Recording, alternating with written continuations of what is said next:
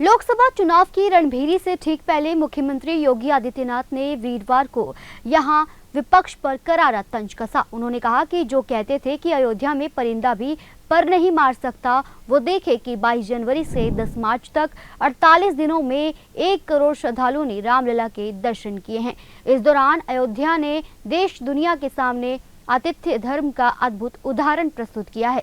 इसके लिए यहाँ के नागरिकों का अभिनंदन है।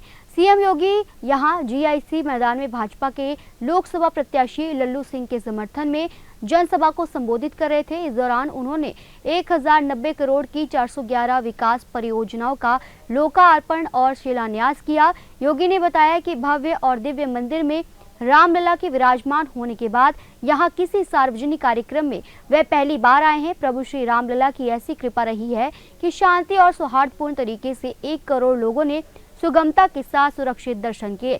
इस दिन को देखने का अवसर प्रधानमंत्री नरेंद्र मोदी ने दिया, इसलिए उनका भी अभिनंदन और अभिवादन है।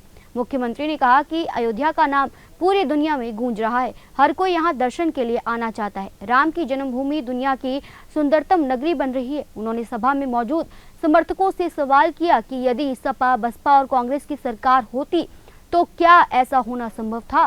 क्या तब यहाँ अंतर्राष्ट्रीय एयरपोर्ट, विश्व स्तरीय रेलवे स्टेशन, 4 व 6 लेन सड़क बन सकती थी? लोगों ने जवाब दिया, कभी नहीं। योगी ने कहा कि 500 वर्षों बाद जिस दिन की प्रतीक्षा थी, वह डबल इंजन की सरकार के कारण देखने को मिल रहा है। इस मौके पर सीएम योगी आदित्यनाथ ने और क्या कुछ कहा, आइए सुनते हैं। राज्य विश्वविद्यालय के शिलान्यास के साथ ही बलरामपुर और श्रावस्ती की लगभग 2000 करोड़ रुपए की परियोजनाओं के आज के शिलान्यास और लोकार्पण कार्यक्रम में मंच पर उपस्थित प्रदेश सरकार में मंत्रिमंडल के मेरे वरिष्ठ सहयोगी, उच्च शिक्षा के मंत्री श्री योगेंद्र उपाध्याय जी, जनपद के प्रभारी मंत्री श्री नितिन अग्रवाल जी, उच्च शिक्षा विभाग की राज्य मंत्री श्रीमती रजनी तिवारी जी, विधान परिषद के सदस्य श्री साकेत मिश्रा जी, विधान परिषद सदस्य श्री अवधेश सिंह मंजू जी, डॉक्टर प्रज्ञा त्रिपाठी जी, पदम सेन चौधरी जी, स्थानीय विधायक श्री पलटूराम जी, कैलाशनाथ शुक्ला जी, राम प्रताप वर्मा जी, राम फेरन पांडे जी, जिला पंचायत अध्यक्ष सुश्री आरती तिवारी जी, पूर्व विधायक शैलेश सिंह सेलो जी, भारतीय जनता पार्टी के क्षेत्रीय अध्यक्ष श्री कमलेश मिश्र जी, जिलाध्यक्ष बलरामपुर श्री प्रदीप सिंह जी, श्रावस्ती के अध्यक्ष उदय प्रकाश त्रिपाठी जी, नगर पालिका परिषद बलरामपुर के अध्यक्ष श्री देवेंद्र प्रताप सिंह जी, शक्तिपीठ देवीपाटन के श्री महंत श्री मिथिलेश नाथ जी, भारी संख्या में आज मां पाटेश्वरी राज्य विश्वविद्यालय के शिलान्यास के लिए आज यहां पर उपस्थित बलरामपुर और श्रावस्ती के मेरे सभी उपस्थित बहनों और भाइयों, इतनी सुबह आप सब अपना काम धाम छोड़ करके विकास की इन परियोजनाओं के लिए अपनी वर्तमान और भावी पीढ़ी के उज्जवल भविष्य के लिए यहां पर आए हैं। इस अवसर पर मैं आप सबका हृदय से अभिवादन करते हुए इन सभी परियोजनाओं के लिए मैं आपको हृदय से बधाई देता हूं। आज हम सब प्रधानमंत्री मोदी जी की प्रेरणा से, उनके मार्गदर्शन से इन आकांक्षात्मक जनपदों को विकसित जनपदों की श्रेणी में खड़ा करने की प्रतिबद्धता के साथ पिछले 5-7 वर्षों में जो कार्य हुआ है उसको एक नई ऊंचाई तक ले जाने के लिए आपके बीच में यहां पर उपस्थित हुए हैं। बहनों और भाइयों, हमारा ये बलरामपुर जनपद और श्रावस्ती जनपद का अपना गौरवशाली इतिहास रहा है। एक और मां पाटेश्वरी की कृपा, आदि शक्ति मां पाटेश्वरी की कृपा इस पूरे क्षेत्र पर बरसती है। भारत और नेपाल के लाखों श्रद्धालु प्रतिवर्ष मां पाटेश्वरी का दर्शन करने के लिए देवीपाटन तुलसीपुर में आते हैं। और दूसरी ओर जब हम श्रावस्ती की चर्चा करते हैं तो श्रावस्ती का इतिहास जुड़ता है मर्यादा पुरुषोत्तम प्रभु श्री राम के पुत्र कुश से, लव से, जिन्होंने सबसे पहले अपनी राजधानी इस श्रावस्ती में बना करके इसे एक पहचान दी थी। कौन नहीं जानता है कि श्रावस्ती भगवान बुद्ध ने एक संन्यास जीवन के सबसे अधिक चतुर्मास कहीं व्यतीत किए थे, इसी श्रावस्ती में व्यतीत किए थे। और यही नहीं, 10वीं 11वीं सदी में विदेशी आक्रांताओं के छक्के छुड़ाने वाले महाराज सुहेल देव भी इसी श्रावस्ती के राजा के रूप में उन्होंने भारत की स्वाधीनता को, भारत के स्वाभिमान को बनाए रखने के लिए विदेशी शत्रुओं को रौंदने का कार्य भी किया था। एक और इतनी गौरवशाली परंपरा के साथ हमारा श्रावस्ती जनपद जुड़ा हुआ है, वही आदिशक्ति मां भगवती पाटेश्वरी की कृपा। और आज जिस राम जन्मभूमि में भगवान श्री राम के विराजमान होने के इस गौरवशाली क्षण के हम साक्षी बने हैं, आदरणीय प्रधानमंत्री जी की अनुकंपा से, उनके विजन से, उनकी दूरदर्शिता के कारण, उनके नेतृत्व में हम सब जानते हैं इस देश के अंदर 1949 में अयोध्या में रामलला की एक पावन धरा और वहां पर ये सही कार्यक्रम आगे बढ़ सके। आंदोलन की शुरुआत भी इसी बलरामपुर जनपद में आदिशक्ति मां भगवती पाटेश्वरी पीठ और महाराजा बलरामपुर, इन दो स्थानों पर भूमिका तैयार हुई थी। और आज पूरा देश उसके परिणाम से अवगत है। हम सब जानते हैं इस धरती में लिया गया कोई भी संकल्प कभी व्यर्थ नहीं होता है, वह पूरा होकर के रहता है। इस धरती का एक महात्मा है और यही कारण है कि इस धरती को कभी राष्ट्र ऋषि नानाजी देशमुख ने अपने साधना से एक पहचान दिलाई थी। और इसी धरती का महत्व है। सरदार अटल जी ने अपना पहला राजनीतिक जीवन की शुरुआत इसी बलरामपुर जनपद से करके देश के प्रधानमंत्री के रूप में पूरे देश को भी योग्य शासन दिया और दुनिया को सुशासन का लाभ भी दिया। जब सुशासन की बात होती है तो सरदार अटल बिहारी वाजपेयी जी का नाम हर भारतवासी के मुंह पे सहसा ही आ पड़ता है। ये धरती प्रारंभ से ही पुरुषार्थ की धरती नहीं है। ये धरती पहले से ही प्रकृति और परमात्मा की कृपा की धरती रही है, लेकिन चंद माफिया और आपराधिक प्रवृत्ति के तत्वों ने इस धरती के सौंदर्य को, इस प्रतिमा को कुंद करने का कार्य किया था। राजनीति का अपराधीकरण इस पूरी व्यवस्था में सबसे बड़ी बाधा थी। और आज हम सब इसी संकल्प के साथ आए हैं, राजनीति का अपराधीकरण हरगिज नहीं होने देंगे। अपने नौजवानों के भविष्य के साथ खिलवाड़ किसी को नहीं करने देंगे। जो भी हमारे नौजवानों के भविष्य के साथ खिलवाड़ करेगा उसको इसकी कीमत चुकानी पड़ेगी। और इसके लिए सरकार, डबल इंजन की सरकार पूरी प्रतिबद्धता के साथ कार्य कर रही है। बहनों भाइयों, आज पूरे देश के अंदर प्रधानमंत्री मोदी जी के नेतृत्व में एक ही स्वर गूंज रहा है और गूंज रहा है जो प्रधानमंत्री जी ने आजादी के अमृत महोत्सव वर्ष में भारतवासियों को दिया था। वह स्वर था विकसित भारत का। हमारा संकल्प विकसित भारत, हमारा संकल्प, हमारा संकल्प, हमारा संकल्प विकसित भारत। और विकसित भारत के लिए विकसित उत्तर प्रदेश आवश्यक है। विकसित उत्तर प्रदेश के लिए अच्छी शिक्षा आवश्यक है, अच्छी स्वास्थ्य की सुविधा आवश्यक है, नौजवानों के लिए रोजगार आवश्यक है।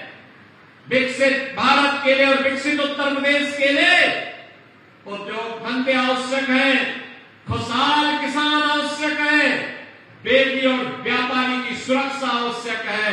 और इन्हीं संकल्पों के साथ आज हम आगे बढ़ रहे हैं। उत्तर प्रदेश को विकसित बनाना है तो बलरामपुर और श्रावस्ती को भी विकसित बनाना पड़ेगा। कोई सोचता था बहराइच में मेडिकल कॉलेज होगा, आज बहराइच में मेडिकल कॉलेज है। कोई सोचता था गोंडा में मेडिकल कॉलेज होगा, आज गोंडा में उनका अपना मेडिकल कॉलेज बन करके तैयार हो चुका है। और आज जो हम लोग इस बलरामपुर में उद्घाटन किए 350 बेड के अत्याधुनिक हॉस्पिटल का, जो अगले वर्ष मेडिकल कॉलेज बन जाएगा स्वर्गीय अटल बिहारी वाजपेयी जी के नाम पर बलरामपुर में, आज हमने उसका उद्घाटन भी कर दिया। भाइयों बहनों, अगले वर्ष तक हम लोग बलरामपुर जिले को एक मेडिकल कॉलेज भी देने जा रहे हैं। कोई सोचता था इस श्रावस्ती में एयरपोर्ट चलेगा, हमने एयरपोर्ट भी प्रारंभ कर दिया, वायु सेवा प्रारंभ हो चुकी है। श्री रामफेरन पांडे हमारे विधायक हैं, ये उसके 2 बार यात्रा करके आ चुके हैं। देखो ना, लगते सीधे हैं लेकिन हवाई जहाज की यात्रा, श्रावस्ती से सीधे बैठ करके लखनऊ, लेकिन वे अकेले नहीं गए, कार्यकर्ताओं को लेकर के गए।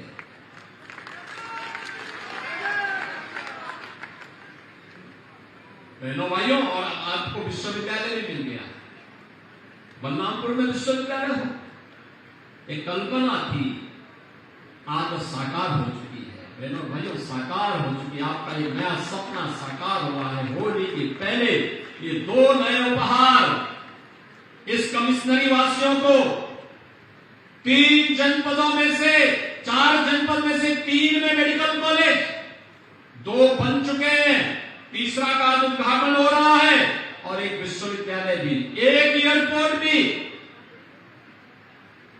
सरयू नहर राष्ट्रीय परियोजना जो 4 दशक से लंबित पड़ी हुई थी, आज वह परियोजना को भी गत वर्ष प्रधानमंत्री जी ने उसका भी लोकार्पण कर दिया। सारा लाभ इस कमिश्नरी को प्राप्त हो रहा है। यहां पे फ्लाईओवर बलरामपुर का फुलवरिया बाईपास हो, चाहे वह बलरामपुर का रिंग रोड हो, इन सब कार्यों को तो पूरा, इन सबको स्वीकृति दी गई है। फ्लाईओवर भी एक से एक बन रहे हैं। लोगों की आवश्यकता के अनुरूप उन सभी आवश्यकताओं की पूर्ति के लिए आज से 7 वर्ष पहले जब मैं यहां आता था तो मुझे गोंडा से देवीपाटन मंदिर पहुंचने में 4 घंटे लगते थे। आज 45 मिनट में, एक दिन में गोंडा भी मीटिंग करके और बाई रोड चला, मात्र 45 मिनट में मैं देवीपाटन मंदिर में पहुंच चुका था।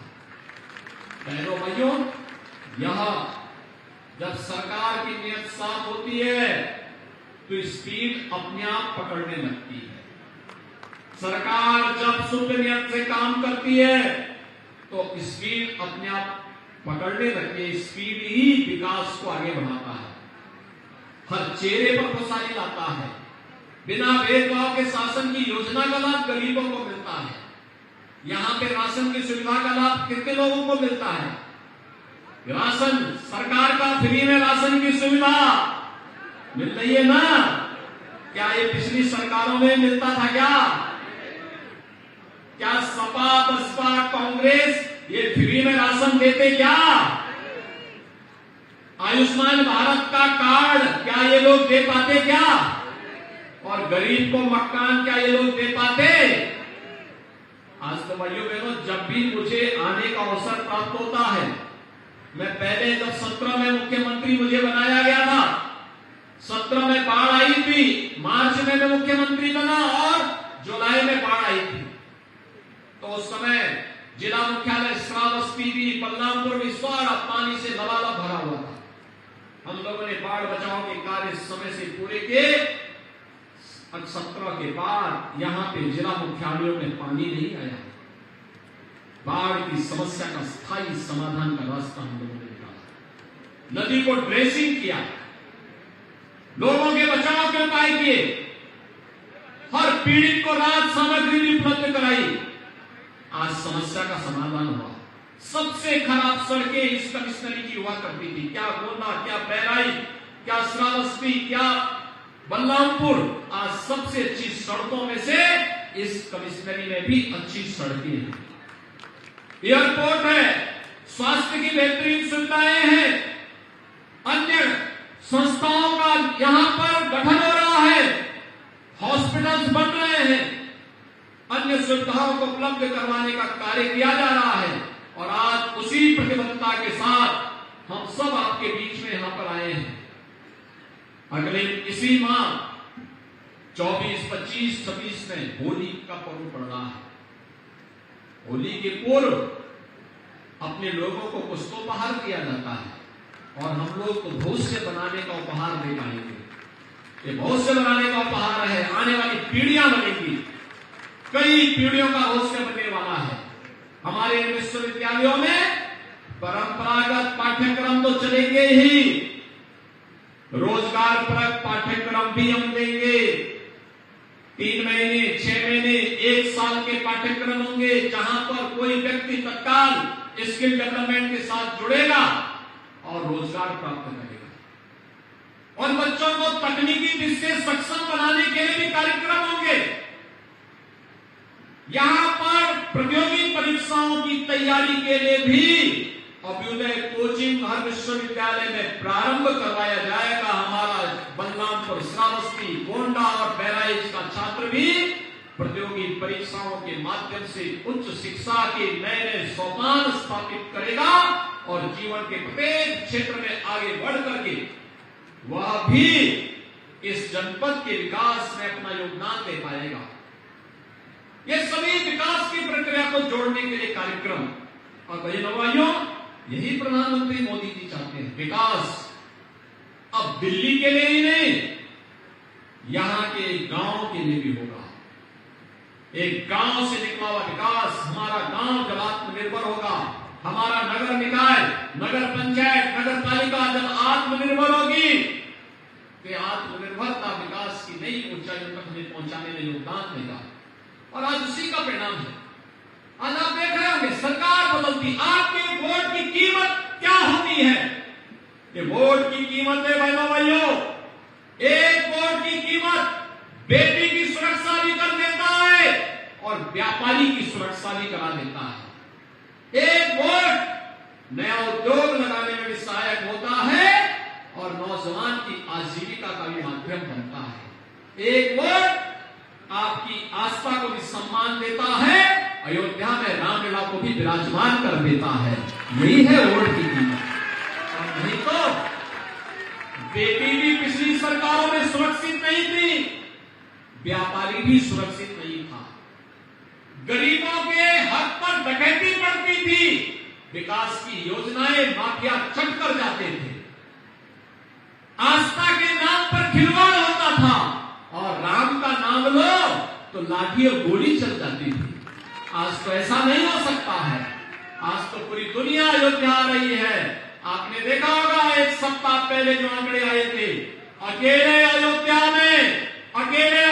में 22 जनवरी से लेकर के 10 मार्च के बीच 1 करोड़ श्रद्धालुओं ने अयोध्या में रामलला का दर्शन किया है। पूरे देश से लोग आए थे दर्शन करने के लिए। आप सोचो, पहले लोग क्या बोलते थे कि अयोध्या में परिता भी पर नहीं मार सकता, और अब 1 करोड़ लोग मात्र 1.5 महीने में वहां दर्शन करके चले गए। अभी भी कल भी मैं अयोध्या था, 1.5 लाख लोग प्रतिदिन वहां आ रहे हैं, 1.5 से 2 लाख श्रद्धालु प्रतिदिन आ रहे हैं। एक नव्य अयोध्या के दर्शन हो रहे हैं। ऐसे ही नव्य अयोध्या के साथ हमें बलरामपुर को जोड़ना है, श्रावस्ती को जोड़ना है। श्रावस्ती तो भगवान राम के पुत्र के नाम पर बनी है। भगवान राम के पुत्र महाराज लव ने श्रावस्ती बसाई थी। बाद में महात्मा बुद्ध से इसका संबंध जुड़ा, जैन तीर्थंकरों के साथ संबंध जुड़ा, महाराज स्वयंदेव के साथ संबंध जुड़ा, ये परंपरा आगे बढ़ती गई और आज का हमारा श्रावस्ती एक बार फिर से अब आकांक्षात्मक जनपदों से बलरामपुर और श्रावस्ती उभरेंगे, विकास की नई बुलंदियों को छू करके आगे बढ़ेंगे। इस विश्वास के साथ आज लगभग 2000 करोड़ रुपए की परियोजनाओं के लिए मैं बलरामपुर और श्रावस्ती वासियों को हृदय से बधाई देता हूं। होली के पहले आपको पहाड़ है और बहनों भाइयों, ये उपहार हम इसलिए दे पा रहे हैं क्योंकि देश को यशस्वी नेतृत्व मोदी जी के नेतृत्व में प्राप्त हुआ है। मोदी जी ने देश की तकदीर को बदल करके रख दिया है। बिगड़ी हुई तस्वीर को दुनिया के सामने सिरमौर के रूप में स्थापित कर दिया है। आज एक नए भारत का हम दर्शन कर पा रहे हैं और इस नए भारत के नए उत्तर प्रदेश में जब पूरे देश से एक आवाज उठ रही है, एक ही आवाज है 2024 के लिए। मोदी जी ने 10 वर्ष के कार्यकाल में भारत को 11वीं अर्थव्यवस्था में से 5वीं बड़ी अर्थव्यवस्था के रूप में स्थापित कर दिया है और मोदी जी को तीसरा कार्यकाल दीजिए। अगले 3 वर्ष के अंदर, तीसरा कार्यकाल 3 वर्ष के अंदर मोदी जी भारत को दुनिया की तीसरी बड़ी अर्थव्यवस्था के रूप में स्थापित करने वाले हैं। हमारा देश विकसित होगा, बिना भेदभाव के हर नागरिक के चेहरे पर खुशहाली आएगी, हर नौजवान को रोजगार मिलेगा, हर प्रकार की व्यवस्थाएं इसके साथ जुड़ेंगी। और इसलिए बहनों भाइयों, आज मैं आप सबसे कहने के लिए आया हूं कि पूरे देश से मोदी जी के इस करिश्माई व्यक्तित्व के लिए ही आवाज आ रही है। 2024 की आवाज है कि फिर एक बार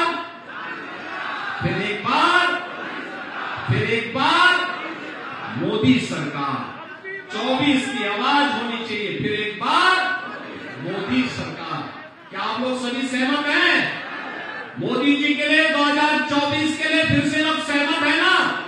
कोई जाति नहीं, कोई पार्टी नहीं, कोई क्षेत्र नहीं, कोई भाषा नहीं, देश के लिए फिर एक बार मोदी सरकार के संकल्प के साथ हमें जुड़ना है। आप सभी सहमत है ना? आप सबको होली की मंगलमय शुभकामनाएं। मां पाटेश्वरी विश्वविद्यालय के लिए और अटल बिहारी वाजपेयी जी के नाम पे जो मेडिकल कॉलेज बनाने जा रहे हैं उसके 300-350 बेड के हॉस्पिटल के लोकार्पण के लिए 2000 करोड़ रुपए की इन परियोजनाओं के लिए दोनों जनपद वासियों को हृदय से बधाई देते हुए मैं अपनी शुभकामनाएं देता हूं। धन्यवाद। जय हिंद।